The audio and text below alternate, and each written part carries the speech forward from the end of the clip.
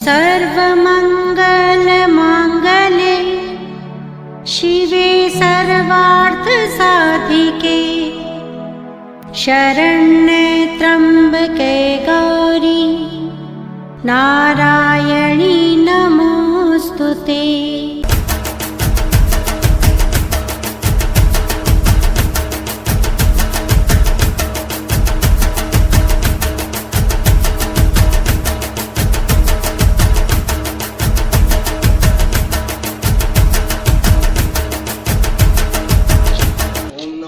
शंभवाय च मयोभवाय च नमः शंकराय च महेश्वराय च नमः शिवाय च शिवतराय च। लंबोदरं परम सुंदरं विक्रमं पीताम्बरं परमं पवित्रं उद्यतिवाकरेण भोजनकान्तिकान्तं विघ्नेश्वरेश्वरं साधिके शरण्ये त्र्यम्बके गौरी नारायणी नमोस्तुते। हस्तो वृक्षालिमा शीतलायै नमो नमः। इसको छोड़ जी आद्रियं सर्वदेवानां सुखोयं प्रतिगृह्यताम् आधार नमः पार्वती पतये हर हर महादेव। तेरे फोन से किया हम अपने फोन पर। अच्छा कि गाड़ी पीछे भेजा तुरंत। अच्छा हाँ? अच्छा अमनिं सन्निभां शंखं चक्रवराभयान्दिं इंदुकतनीं चाननां माँ जगज्जननी नमः।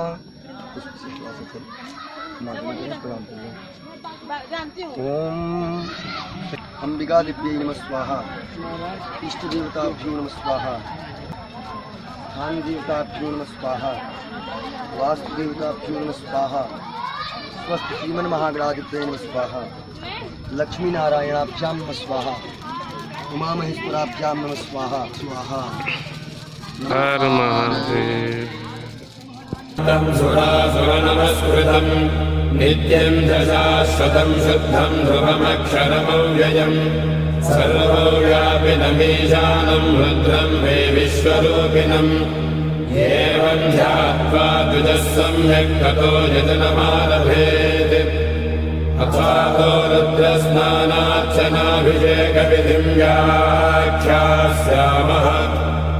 आदितये वदीर्थे स्नात्वा उदेत्य शुचिः रजतो ब्रह्मचारी शुक्रवासादेवा।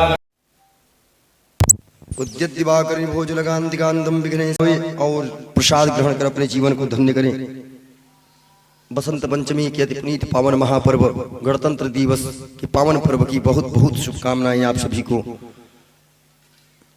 ओम गुरुर्ब्रह्मा गुरुर्विष्णु परब्रह्मा तस्मै श्री गुरवे नमः। गुरुपद चरण कमलेभ्यो आरती जग पावन पुराण की मातृचरित्र विचित्र खान की मातृचरित्र विचित्र खान की देवी भागवत अतिशय सुंदर परमहंसम जनमन सुख कर विमल ज्ञान रवि मोहति मीर हर परम मधुर सुषमा बितना की कलि कलमश विष विषम निवारिणी युगपत भोग खंडी महादेव को हम प्रणाम करते हैं। जलपा मैया को प्रणाम। आज चतुर्थ दिवस के इस सत्र को प्रारंभ करते हैं। जगत जननी जगदम्बा मां जलपा देवी को मेरा प्रणाम। बनखंडी महादेव को मेरा प्रणाम। गौरी महादेव को मेरा प्रणाम। श्री गणेश को मेरा प्रणाम। श्री कार्तिकेय को मेरा प्रणाम। नंदी देव को मेरा प्रणाम। समस्त शिवगण को मेरा प्रणाम। श्री कैलाश को मेरा प्रणाम। श्री मानसरोवर को मेरा प्रणाम। ओम नमः पार्वती पते हर हर महादेव। श्री सूर्यदेव को प्रणाम। श्री सूर्यदेवाय नमः। श्री आदित्याय नमः। श्री भास्कराय नमः। माँ छाया को मेरा प्रणाम, माता पिता और ओम जय माँ, ओम जय माता पिता, जय माता पिता, जय माता पिता। श्री राम को प्रणाम, लखन भैया को प्रणाम, हनुमान को प्रणाम, भरत भैया शत्रुघ्न भैया को प्रणाम, और तीनों माताएं, माँ कौशल्या को प्रणाम, माँ सुमित्रा को प्रणाम, माँ कैकेयी को प्रणाम, सम्राट चक्रवर्ती सम्राट दशरथ को मेरा प्रणाम। इसके साथ माँ देवकी को प्रणाम, वासुदेव को, श्री वासुदेव को प्रणाम, श्री कान्हा को प्रणाम, राधे को मेरा प्रणाम, और यशोदा मैया को मेरा प्रणाम, नंद बाबा को मेरा प्रणाम, माँ विंध्यवासिनी को मेरा प्रणाम, माँ काली खोह वाली मैया को मेरा प्रणाम, अष्टभुजा को मेरा प्रणाम, और इन तीनों स्थानों में उपस्थित अन्य सभी समस्त देवी देवताओं को, ग्रह नक्षत्रों को मेरा प्रणाम। यज्ञ मंडप में माँ दाहिका और अग्निदेव को मेरा प्रणाम, माँ दक्षिणा और यज्ञ देव को मेरा प्रणाम, और उपस्थित वहां समस्त विप्रों को मेरा प्रणाम। साथ ही साथ इस कथा में उपस्थित दृश्य और अदृश्य समस्त देवी देवताओं को मेरा प्रणाम, समस्त ग्रह नक्षत्रों को मेरा प्रणाम, नवग्रह को मेरा प्रणाम। यहाँ के और हमारे आदरणीय अध्यक्ष महोदय श्री अनिल कुमार दुबे के कुल देवी देवता को मेरा प्रणाम, इस ग्राम के ग्राम देवी देवता को मेरा प्रणाम, इस स्थान के स्थान देवी देवता को मेरा प्रणाम। पुनः आप सबको मेरा प्रणाम। जय माता की, ओम जय माता की, ओम जय माता की, ओम जय माता की, ओम जय माता की, ओम जय माता की, ओम जय माता की।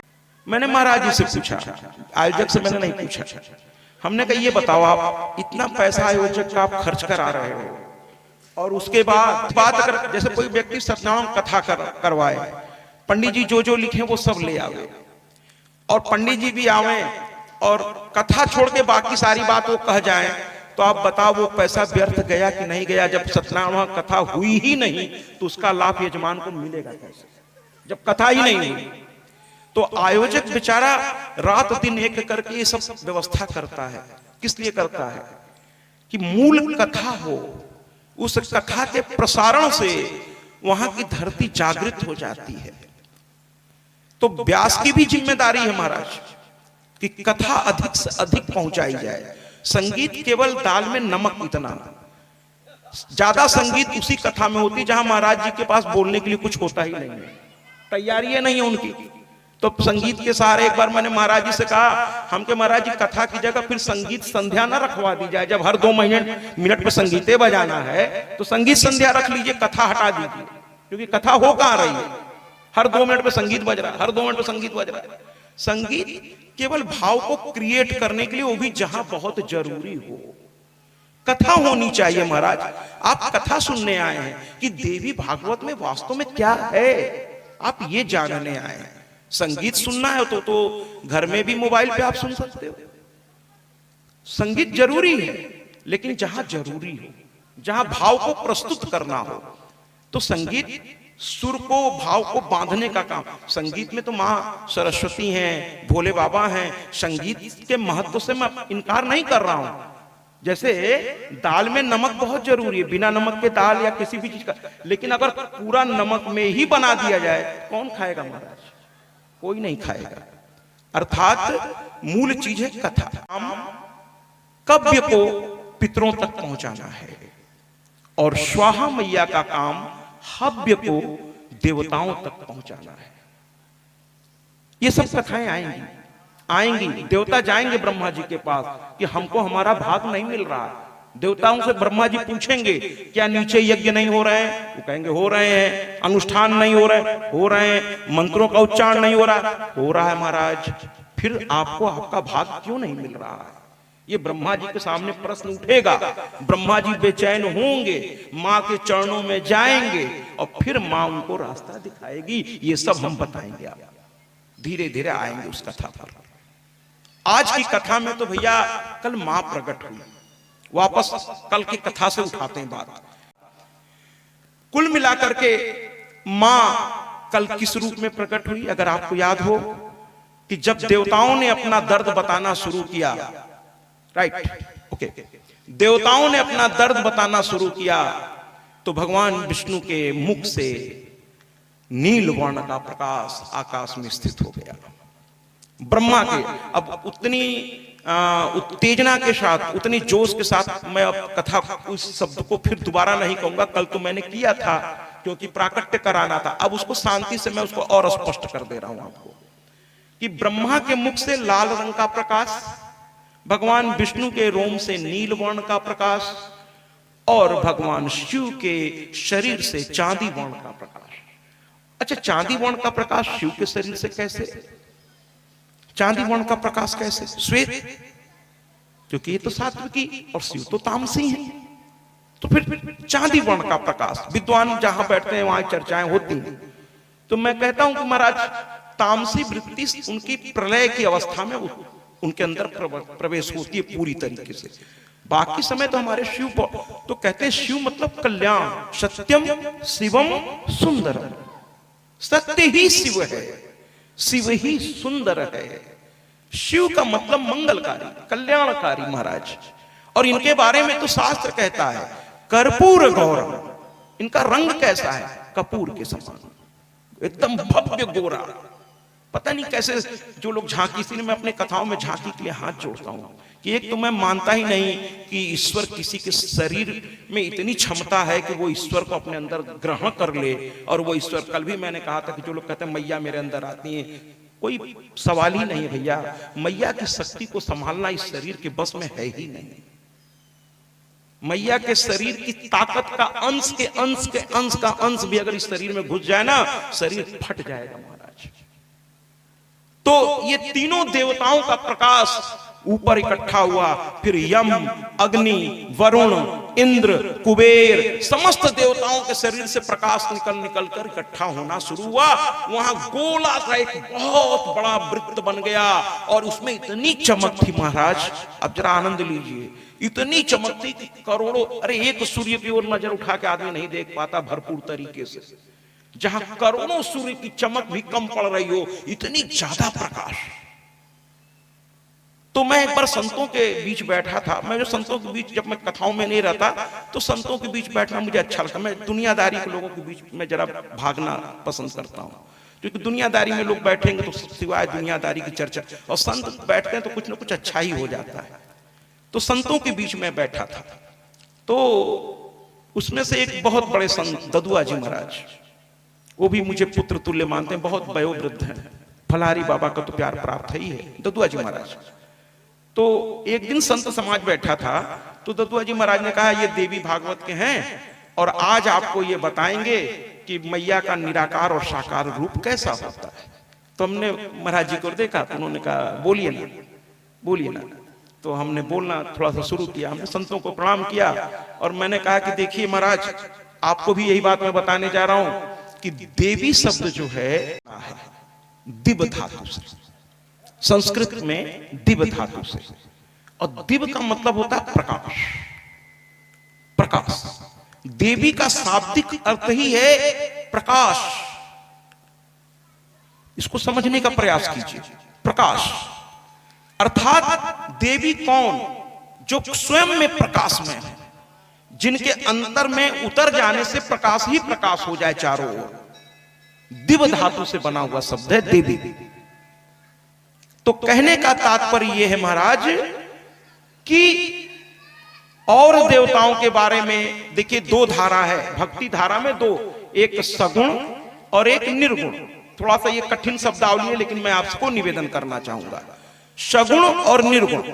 सगुण वाले जो है मूर्ति को मानते हैं, वो कहते हैं हमारे देवता को आप देख सकते हैं मूर्ति के रूप में, चित्र के रूप में, उनको आप देख भी सकते हैं, महसूस भी। और निर्गुण वाले कहते हैं कि वो तो निराकार है।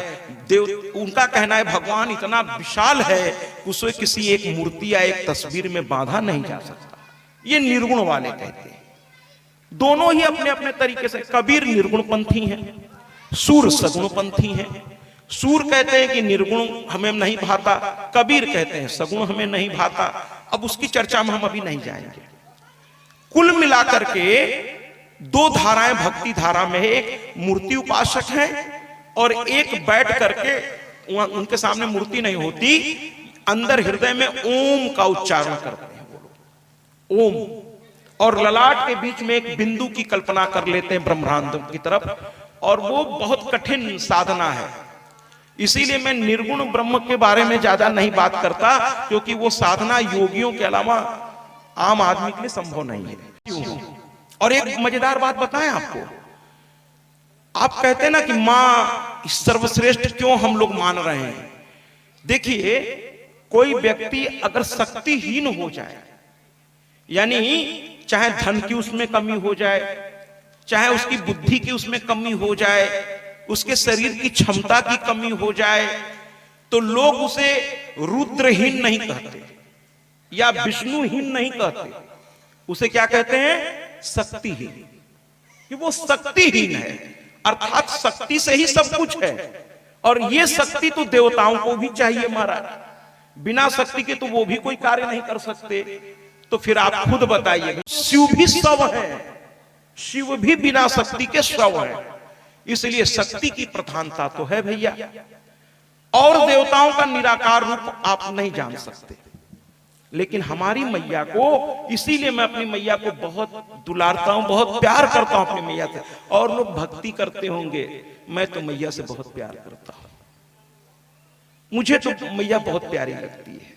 आज पूजा करते करते एक दृश्य यहां घटा, और गुरुदेव को मैं दोबारा कहूंगा वहां का ताला खुलवा दिया करें। आज हुआ क्या कि जैसे आचार्यों ने जलपा माई की पूजा करानी शुरू की, अचानक उनके हाथ से या कहीं से शरीर से एक फूल मेरी ओर गिर करके ऐसे आया, एक फूल।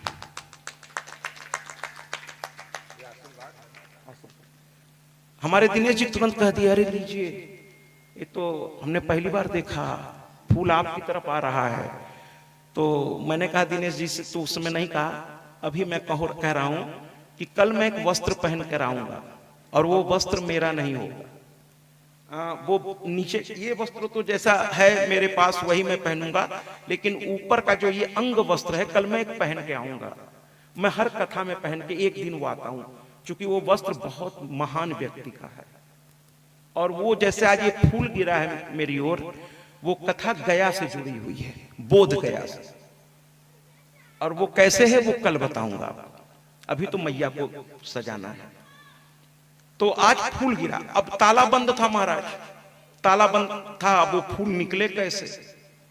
तो फिर एक बालक को मैंने, और ये बालक था, मैंने दोनों बच्चों को लगाया, हम ये फूल मुझको चाहिए किसी भी कीमत पर। तो ये सब बच्चे पता नहीं कैसे किए, और यज्ञ मंडप में लाकर वो फूल मुझे एक बच्चे ने दिया। मैंने उसके सर पे हाथ रखा, हमने कहा ये मेरी पूंजी थी, तुमने मुझे वापस की, माँ ने दी थी, वो ताला बंद होने की वजह से मैं उसको निकाल ही नहीं पा रहा था। तो बच्चों ने पता नहीं कैसे निकाला। हाँ, और वो फूल मैंने आज मेरे पास है, मैं उसे बचा के रखूंगा, मेरी मैया ने दिया है मुझे, मैं उसे बचा के रखूंगा। तो कहने का तात्पर्य यह है कि सगुण में मूर्ति को आप देख सकते हैं उसको, और ये आसान है, जब किसी को आप देखेंगे तभी तो उससे आपको लगाव होगा। जैसे कोई भी व्यक्ति हो, जब तक आप उसको देखेंगे नहीं, उसको जानेंगे नहीं, उसको पहचानेंगे नहीं, तब तक उससे लगाव कैसे आपको होगा। तो सगुण की उपासना आसान है। आइए सीधे अपनी कथा में आते हैं कि प्रकाश आ गया। अब जो प्रकाश है, लोगों से मैंने कहा, उन संतों से भी मैंने कहा कि ये जो प्रकाश उत्पन्न हुआ महाराज, सब संत ध्यान से सुन रहे थे। हमने कहा पहली बार महिषासुर मर्दिनी किस रूप में आई? प्रकाश रूप में। तो अर्थात ये हुआ कि जहां जहां प्रकाश है, इसका मतलब वो मैया है। तो संत मेरी ओर देख रहे थे, मैंने कहा महाराज अगर मां की मंदिर में जो अखंड ज्योति जलती है, वो जो प्रकाश है, वही मेरे मां का निराकार स्वरूप है। संत देख रहे थे, मैंने कहा मैं अपनी मां को साकार भी दिखा सकता हूं और निराकार को भी, और किसी भगवान को आप निराकार दिखा दीजिए तो मान लें। तो हमारी मैया की पूजा मैं इसलिए करता हूं क्योंकि मेरी मैया तो साकार रूप में भी दिखती है और निराकार रूप में भी दिखती है। हमारा कोई और देवता नहीं निराकार में दिख सकते, लेकिन हमारी मैया साकार भी दिखती है। इस रूप में देख लीजिए, साकार है, ये मंदिर में साकार है, लेकिन उस अग्नि में साकार नहीं है महाराज, लेकिन वहां निराकार रूप में मां उपस्थित है, प्रकाश रूप में उपस्थित है। कुल मिलाकर के आज मां प्रकट हो चुकी है। कल हम लोगों ने मां को नृत्य करके रिझाया, मां भी प्रसन्न हो गई। हम लोगों ने कल एक गीत बजाया कि ना कजरे की धार न मोतियों का हार। मेरी मैया की सुंदरता देखिए, मां तुम कितनी सुंदर हो। मैं तो अपनी मैया को बहुत बहुत बहुत प्यार करता हूं, और मेरी मैया भी मुझे बड़ी दुलार से, मैं जब जैसे जैसे कथा आगे बढ़ता है मुझे लगता है मैया बस यही तो है, यही तो है। और जब कोई गीत बजता है तो मेरी काली मैया, कल गुरुदेव कह रहे थे कि आज काली का प्राकट्य है, तो थोड़ा मतलब भद्र काली, हमने कहा चिंता मत कीजिए, हमारे पुकारने पे भद्र काली ही आएंगी, भद्र काली ही आएंगी। भक्तों के लिए भद्र काली ही आती हैं, दुष्टों के लिए वो चामुंडा रूप ले लेती हैं या वो चंडिका रूप ले लेती हैं। भक्तों के लिए वो भद्र काली है। आज काली पर बहुत चर्चा होगी महाराज, कई सारे भ्रम का आज निवारण करने उनका ये बालक गली गली निकल पड़ा है। भ्रम तोड़ने हैं आप लोगों को, काली से डरिए नहीं। ये तो जीभ निकली हुई तस्वीर आपने बैठा लिए दिमाग में कि काली का स्वरूप जीभ निकला हमेशा होता है। अरे भैया ऐसा नहीं है। मैं इस पर अभी आऊंगा, बहुत गहन चर्चा होगी। एक दिन ऐसा आएगा इसी कथा में कि आप लोग गुरुदेव के पास और होने लगा होगा, लोग आप लोग आके खुद कहेंगे अद्भुत कथा है। मैं कथावाचक को छोड़ दीजिए, लेकिन कथा तो आपको कहने पे मैं मजबूर कर दूंगा कि अद्भुत कथा है, दिव्य कथा है, बहुत सारे भ्रम टूट जाएंगे। अब कथा के साथ कथावाचक का नाम ले रहे हैं तो ये मां की कृपा है, लेकिन मैं तो आपके मुंह से एक दिन कहवा के छोड़ूंगा, अद्भुत कथा, ऐसी कथा न सुनी थी, पता नहीं आगे फिर कब पुण्य प्रताप पैदा होगा, क्योंकि ये कथा ऐसे नहीं मिलती, बड़े पुण्य से मिलती है, देवी भागवत बहुत पुण्य से। हमारे गुरुदेव खुद 6-7 साल से मैं जब पहली बार गुरुदेव से मिला तो लखन जी की ओर देख करके गुरुदेव जी के शब्द थे, मुझे आज भी याद है कि 7 साल के तपस्या के बाद मैया आज इनके भेजली है। 7 साल की तपस्या है, और यहाँ की भाषा में उनसे कहे आपस में बड़ा आप लोगों का अच्छा संबंध है, कहें देखा था, ये शब्द था गुरुदेव का, उनसे कह रहे हैं। मैया की शिकायत उनसे देखा था, 7 साल की तपस्या के बाद आज इनकी भेजली है। तो कल गुरुदेव बड़े प्रसन्न थे। तो आज मां प्रकट हो गई महाराज। अब जरा मां को सजाएं, उधर देवता सजा रहे हैं, हम लोग भी सजाएं। कैसे सजाएंगे? बैठे बैठे ही गीत के माध्यम से। अब यहां गीत की आवश्यकता है कि किसने मां को क्या दिया। हाथ में त्रिशूल, रूपवा मनवा मोहत बा, बाड़ी शेर पर सवार, रूपवा मनवा मोहत बा, हाथ में त्रिशूल गरवा, हाथ में त्रिशूल गरवा, सोनवा के हार, रूपवा मनवा मोहत बा, बाड़ी शेर पर सवार, रूपवा मन फल फूल ढेर लागल माई के बरतिया, मनवा में दुल के मोहे, मनवा में दुल के मोहे, माई के सिंगार, रूपा मनवा मोहत बा, मनवा मोहत बा, बाड़ी शेर पर सवार, रूपा मनवा मोहत बा।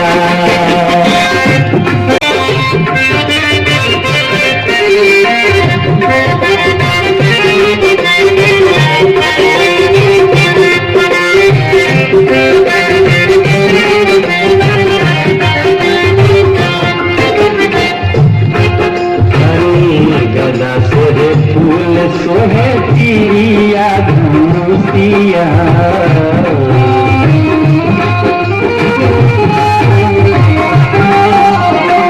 लाल रंग साड़ी मोहे चा। आपकी मां भी एक स्त्री है, इसको समझकर ही आप दूसरी स्त्रियों की ओर देखें। कुल मिलाकर के महिषासुर जो था वो बड़ा ही दुष्ट था। हंसने का, मुस्कुराने का मौका नहीं मिलता। अब मां ने मुस्कुरा करके देखा देवताओं की ओर। सामने 3 प्रमुख देवता ब्रह्मा विष्णु महेश और सब अपने अपने जगह। अरे ब्रह्मदेव, आप सब इतनी बड़ी संख्या में इतने चिंतित क्यों दिखाई दे रहे हैं?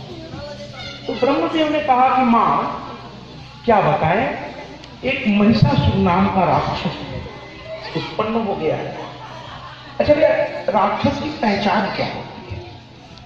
एक चीज और आपको स्पष्ट कर दें, राक्षस अलग प्रजाति है, ध्यान से सुनिएगा। दानव अलग होते हैं, राक्षस अलग होते हैं। समझ रहे हैं? इनको एक समझने की गलती मत कीजिएगा। दानव अलग है, राक्षस अलग। बड़े मायावी होते हैं इनकी। राक्षस देखने में बड़े क्रूर होते हैं, बड़े ही क्रूर उनका स्वरूप होता है राक्षसों का। लेकिन दानव देखने में सुंदर होते हैं। और आजकल इस संसार में बहुत से ऐसे लोग हैं जिनके अंदर दानव बैठा हुआ है। ऊपर से बड़े सुंदर लगते हैं महाराज, लेकिन अंदर उनकी सोच बहुत गंदी होती है। स्त्री के प्रति तो विशेष तौर पे बड़ी गंदी सोच रखते हैं। ऐसे लोग समाज पर कलंक है महाराज, समाज पर कलंक है। मैं पुरुषों से हमेशा कहता हूं, युवाओं से कहता हूं कि जब भी किसी स्त्री के प्रति अगर आपके दिमाग में कोई विचार गलत तरीके से उत्पन्न हो। मां ने पूछा, अब देवताओं ने बताना शुरू कर दिया। देवताओं ने बताना शुरू कर दिया कि महिषासुर नाम का दानव ऐसा ऐसा। मां सुनती गई सुनती गई सुनती गई, अचानक वो हंस पड़ी। अच्छा, हंसी के भी कई नाम होते हैं, ध्यान से सुनिएगा। एक होता है मुस्कुराना, एक होता है हंसना, और एक होता है अट्टहास करना। तीनों में अंतर है महाराज, एक ही चीज नहीं है। जितना गहराई में जाएंगे ना, एक एक शब्द में बड़ा डिफरेंस है। मुस्कुराना मतलब जैसे इन्होंने मेरी ओर देखा या आपने मेरी ओर देखा, मैं आपकी ओर देखा और एक दूसरे को देख के मुस्कुरा पड़े। उसमें आवाज नहीं होती, केवल चेहरा थोड़ा सा खिल जाता है। किसी अच्छे व्यक्ति को देखकर चेहरा खिल जाता है, आदमी इसे यूं कर देता है। इसको मुस्कुराना, जिसमें कोई आवाज नहीं आती, बस चेहरे के ओठ जो है थोड़ा विस्तार ले लेते हैं, मुस्कुराना इसको कहते हैं। हंसना, जिसमें थोड़ी आवाज आती है। अब हर आदमी की हंसी को अगर आप विश्लेषण करें तो कोई हा हा हा करता है, कोई ही करता है, कोई हे करता है। हंसने के भी अपने अलग अलग तरीके हैं। लेकिन अट्टहास जो रावण करता था, वो कहते ना अहंकार वाला, माने हा हा हा हा, माने दूसरे का तिरस्कार करता हुआ जो हंसी है। भैया एक बात आपको कहें बड़े विनम्रता के साथ आपको, कि देखिए, देख कर मुस्कुराना, सुनिएगा ध्यान से, देख कर मुस्कुराना अच्छा होता है, लेकिन मुस्कुरा कर देखना उससे भी ज्यादा अच्छा होता है। शायद आप समझ नहीं पाए। जब आप किसी को देख करके, कोई सामने से आ रहा और आप मुस्कुरा पड़े, अच्छा अच्छा आइए आइए, ये है आपने उसका स्वागत किया। लेकिन किसी की कमी देख करके जो आप हंसते हैं वो बहुत गलत है महाराज, है ना। कोई मान लीजिए लंगड़ा कर चल रहा है, आप उसको देख के हंस रहे हैं। कोई अंधा है, उसको देख के हंस रहे हैं। कोई मानसिक रोगी है, उसको देख के आप हंस रहे हैं। किसी पे दुख पड़ा है और आप मुंह ढक के हंस रहे हैं, अच्छा हुआ इसके साथ। ये अगर जिस दिन इस वृत्ति में कोई आ जाए तो समझ लीजिएगा कि फिर आप में और राक्षस में कोई अंतर नहीं। अगर दूसरे के दुख पर, दूसरे की कमजोरी पर आपको हंसी आती है महाराज, तो फिर इंसान कहलाने का हक से आंसू निकल जाए, उस दिन आप में और भगवान में कोई अंतर नहीं रह जाएगा महाराज। दूसरों के दुख में आंसू निकलने चाहिए, वो फिर स्वयं भगवान है, अहम ब्रह्मास्मि हो जाता है वो। फिर तो उसके बारे में कुछ कहना सूरज को दीपक दिखाने जैसा है। तो मां मुस्कुरा दी, माने हल्की सी, और ये शक्ति की इतनी भंडार थी कि हल्की सी मुस्कुराने के साथ थोड़ा हंसा हो, हल्की सी हंस भी दी, मुस्कुराई और फिर थोड़ा हंस दी, और बहुत हल्का सा हंसा उन्होंने ऐसे आसानी से कहा अरे, बस इतना ही किया। लेकिन मां का वो हंसी, चूंकि वो शक्ति की पुंज है, पूरे ब्रह्मांड में गूंज गया। अगर माँ जोर से हंसी होती तब तो पता नहीं क्या हो जाता, तब तो शायद प्रलय आ जाता। हल्का सा हंसा पूरे ब्रह्मांड में गुंजयमान हो गया। और जितने ऋषि मुनि थे, संत थे, जैसे माँ की कथा सुनने कौन आएगा? जो माँ का भक्त होगा वो रोक ही नहीं पाएगा अपने आप को महाराज, वो बैठा नहीं रहेगा। अगर आसपास है ना महाराज, एक गांव में मैं कथा कर रहा था, वहां अमुआ गांव, उसका नाम बताने में मुझे फक्र होगा। अमुआ गांव, महेंद्र जी वो पानीपत में कंपनी में कार्यरत हैं, लेकिन अमुआ गांव के हैं, राजापुर के पास, बाबा तुलसी के गांव के पास थोड़ा दूरी पर है। अतर्रा बिसंडा अतर्रा। वो सुन करके मुस्कुरा रहे हैं कि महाराज जी लगभग हर कथा में मेरी चर्चा करते हैं, और इसलिए मुझे करना पड़ता है कि उस गांव में एक तरफ औरतों को बैठने की व्यवस्था थी, एक तरफ पुरुषों की। और महेंद्र जी एक किसान थे, कोई बहुत अमीर आदमी वो नहीं थे, किसान थे, लेकिन बस माँ के बड़े परम भक्त। हर साल माँ की कथा, और उनको किसी ने मेरे बारे में बताया फिर सोशल मीडिया पर। अब वो कहे महाराज जी आपको आना होगा, कथा सुनाइए।